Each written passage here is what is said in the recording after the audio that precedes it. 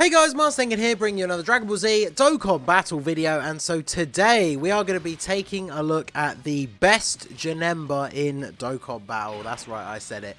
We are doing the AGL Baby JANEMBA video, finally. He was the only EZA unit that I didn't rainbow. If you caught the summons that I did for Kale and Caulifla, I got very lucky, pulled them very early, and so then I did a couple more multis on the EZA banner. I did end up rainbowing every single unit except for this guy.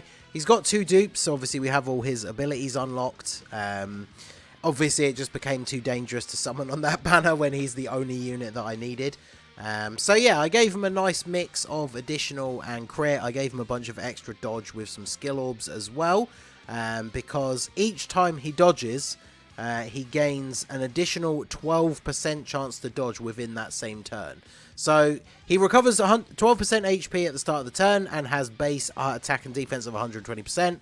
He has a high chance to dodge built in, so obviously that's where that then kicks in. He gets the additional dodge chance 12% with each turn, with each dodge within the turn. So obviously this 10 dodge that he has in the hidden potential system, that is calculated separately. So when the first attack comes in, he has a 50% chance to dodge. If that fails, he has a 10% chance to dodge. And then obviously if that succeeds, that then gives him the 12% chance to dodge, which is another separate proc.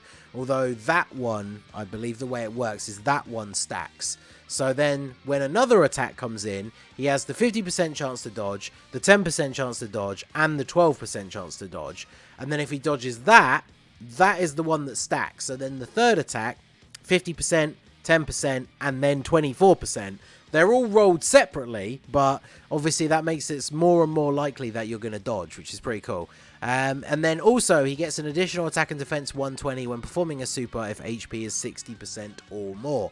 So as long as your HP is 60% or more at the start of the turn, his stats are actually insane. Which, when you look at him at first, like, one thing I noticed that was kind of disappointing, his super attack is raises attack for 1 turn, does supreme damage to the enemy, massively lowers defense. Raising attack for 1 turn is okay, massively lowering defense is kind of pointless, and then supreme damage is what it is. There's not that many of these units that do immense damage, so that's fine.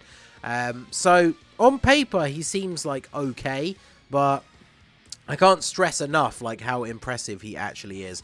The one thing that can be a bit of a downside is his links.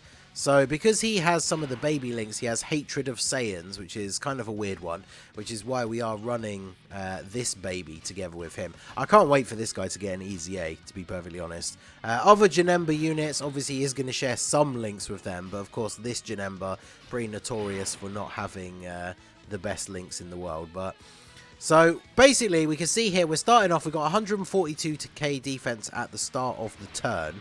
I want to try and make sure I get the support passive with the Tech JANEMBA. So I don't care so much about the rainbow orbs, but yeah, we can get 4 type orbs. So that is going to buff up Baby JANEMBA's defense a little bit more. So let's see how our RNG is going to go in slot 1. Okay, so we get dodge number 1, and then we actually take 2 hits, 4.3 million. That is pretty good for turn 1. And we take the other hit as well. So that kind of shows you, like, RNG definitely is going to play a huge role in this guy's performance sometimes. Because we dodged the initial attack, which in theory is the one that is the hardest one to dodge, right? Because we don't have that extra dodge chance from his passive kicking in. And once he dodges that first one, he gets that extra separate 12% chance to dodge proc. I did not mean to click there, but we'll keep... Metal Cooler should be okay in slot 1, considering he's got type advantage. And we're getting the buff here from the other JANEMBA. Yeah, so you would think the first attack is the hardest one to dodge, statistically. So, kind of funny that he dodged that one and then not the other ones. So, I was discussing on Twitter last night when we were talking about this guy, or last night for me, it might still be the same day for you, depending on when this video goes up.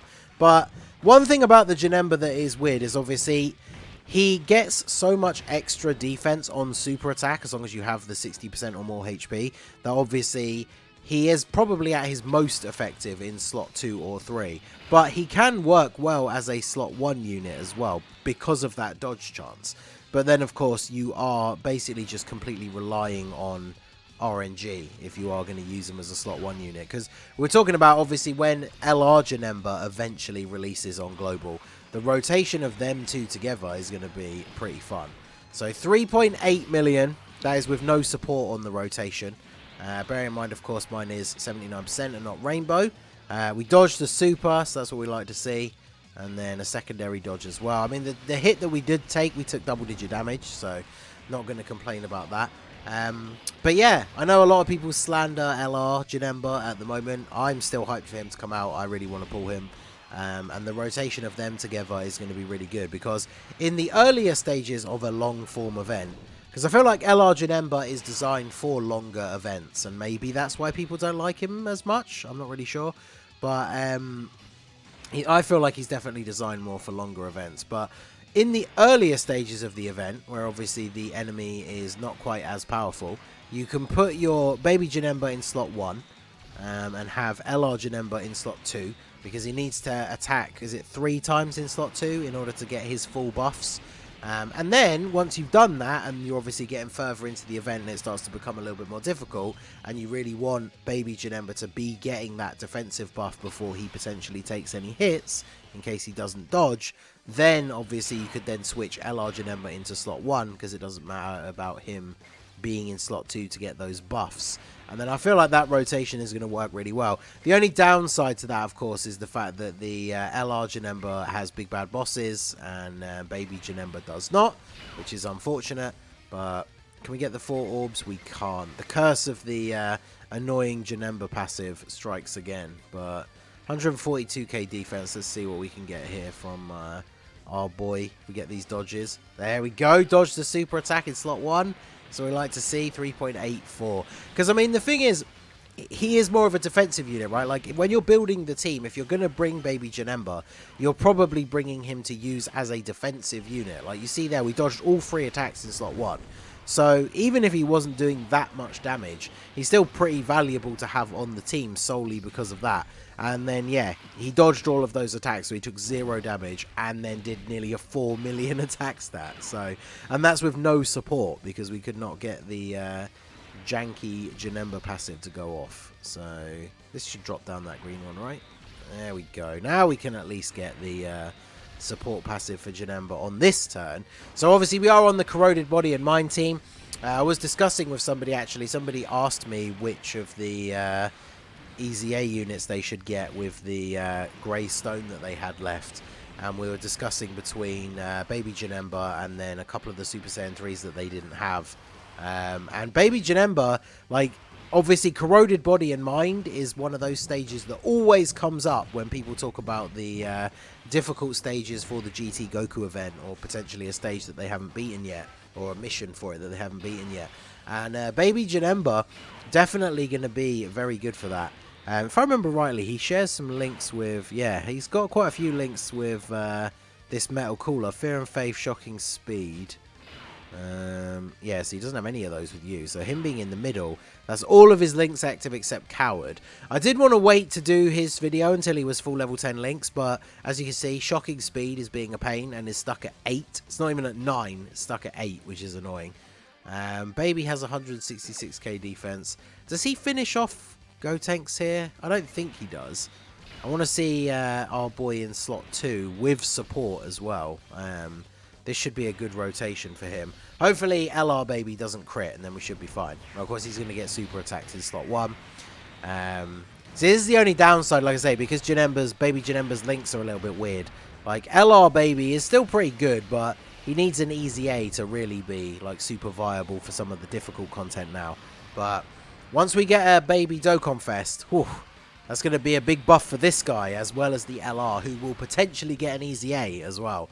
Because running this guy alongside a baby, obviously if we get a Dokkan Fest baby, he's going to have Fierce Battle and not Shattering the Limit, so he won't be quite as good of a link partner for the baby JANEMBA. But baby JANEMBA would probably become like a must-run unit on his team, even if you were only going to run him in like the 3rd slot as a floating unit, because he's not a supporter, but he's going to be a very strong tank in that 3rd slot. I think he could be very good. So a Dokkan Fest baby is going to be such a massive buff for the Corroded Body and Mind team. I might do a video about it at some point, but like, you know, think of all the things that a baby Dokkan Fest could bring, right? We could have an easy A for the old int one, an easy A for the LR. We could have easy A's for the free to play, the baby corrupted Goten, Gohan, and Trunks. That would be cool, because they're quite old free-to-play units now. And then I would love the side banner unit to be a GT Bulma, like a baby-possessed Bulma, and have her be the 40% support unit for Corroded Body and Mind. Because not only would it be good to have that representation in the game for her, but that would actually be a buff for the LR Majin Vegeta with his EZA as well, because he obviously gets an extra buff if a Bulma is on the team. And so having a strong Bulma for the Corroded Body and Mind category would actually be pretty awesome. But we got a pretty bad setup of orbs here, but it's fine, because Baby Janemba should be able to finish off Kibito Kai here, 3.8 mil. I mean, obviously, he's not raising attack or anything like that, so with the same link partners, if we're not getting that support from Baby Janemba, from normal Fat Janemba, we're not going to see any real change in the attack stats there. So hopefully, we're going to have... Who have we got on the next rotation? We've got another Janemba, so let's save all of these orbs on the left side here, see if we can actually get the support buff with Fat Janemba. I always argue with one of my boys in my group chat, Mr. T, about Fat Janemba. I do not like Fat Janemba. I think he's one of the worst Dokkan Fests released in the last year or so. Because the reason why I don't like him is because a lot of it is beyond your control as to whether or not he's good, right? Like, if you get a good layout of orbs and you're careful with how you pick your orbs for your characters, you can do things like have the orbs drop down so they're ready for him, or have the orbs drop in such a way that they're prepared for the next rotation, ready for him. But sometimes you just have no control over that. Like, you'll go into a new phase against a new enemy, and the orbs are just laid out in such a way that you literally cannot get the support passive for him. And there's nothing you can do about it. And it's really annoying. Like, I don't like running units like that and basically being punished for something that is essentially beyond your control. But we are going to get the support passive here, and we're getting the Dokkan attack.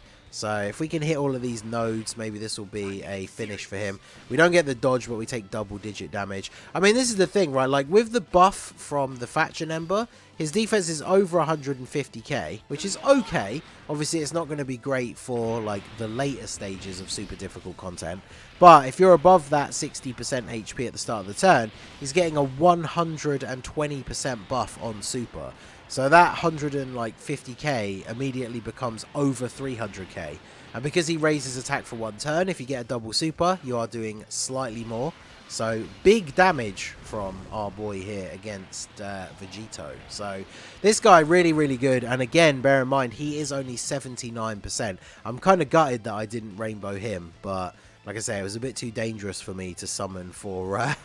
any more copies of him on the banner, since literally, you know, it's a guaranteed featured banner where you only need one of the units. Is not a banner that you want to be dumping a ton of stones into. But yeah, Baby Janemba is pretty cool. Unfortunately, his sticker effect is not that great either. You can kind of see here, it's just the green beam lines. It still looks kind of cool, but I don't really use my stickers all that much, so I wanted to give all the heroes EZA unit stickers. But yeah, let me know what you think of the Baby Janemba down below in the comments section. So that is going to be it for the video, guys. This has been the Master Ningen. Smash that like button, subscribe to the channel if you are new. Check out the links down below for the Discord and the merch store, and I will see you all again soon.